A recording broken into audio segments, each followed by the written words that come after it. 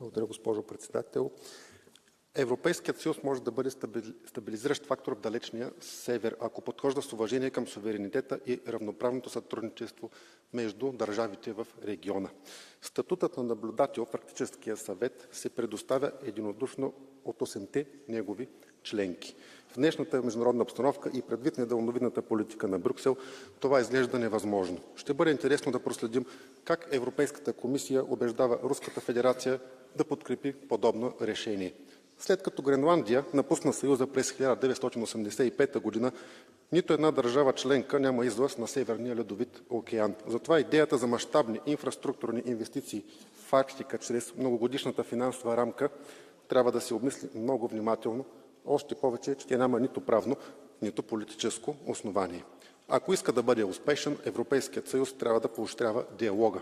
Сляпото следване на принципа мир чрез сила е вредно, а невъзможността на Съюза да добие статут на наблюдател в Арктическия съвет го доказва. Благодаря.